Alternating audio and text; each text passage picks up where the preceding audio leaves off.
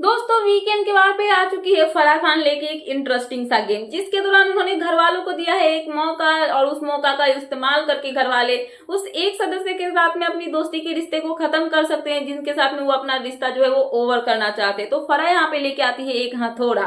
बारी बारी से एक एक सदस्य को बुलाया जाएगा और उनसे पूछा जाएगा कि आप किसके साथ घर में अपना रिश्ता खत्म करना चाहते हो, अपनी दोस्ती को ओवर करना चाहते हो।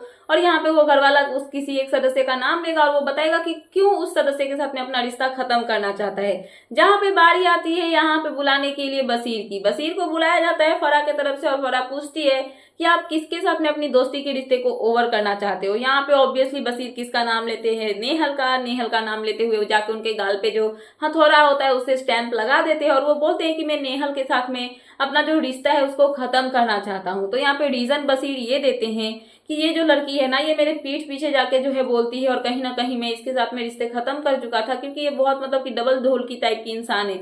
मेरे सामने कुछ और बोलती है और मेरे पीठ पीछे जाके लोगों को जाके बोलती है। तो इसको लगता है कि इसको पता है, मतलब मुझे पता नहीं चलेगा, बट ये गलत फहमी में रहती है। तो नेहल यहाँ पे बोलती है कि मैं इसके साथ दोस्ती में सही नहीं मतलब फील नहीं कर रही थी, अनकंफर्टेबल फीलिंग था या फिर जो भी था।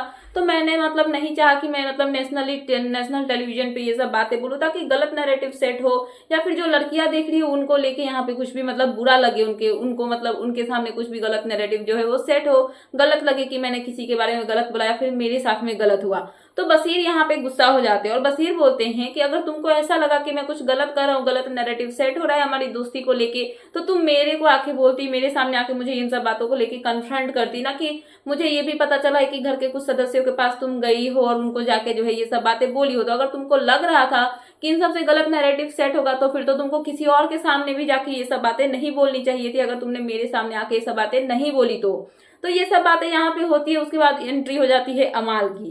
सो अमाल बीच में घुस जाते हैं और वो भी यहाँ पे नेहल पे भड़कते हुए नजर आते हैं, जहाँ पे अमाल बोलते हैं कि अच्छा तुमको ये लगा कि अगर तुम बशीर के साथ में अनकंफर्टेबल थी दोस्ती में, तुमको उसने अनकंफर्टेबल फील करवाया दोस्ती में, तो तुम ये सब नहीं बोल रही थी क्योंकि गलत नैरेटिव सेट हो। तो उस टाइम पे तुम्हारा गलत नैरेटिव कहाँ गया जब तुमने मेरे ऊपर में इतना बड़ा एलिगेशन लगाया कि तुमको मैंने बैड इंटेंशन से टच करने की कोशिश की।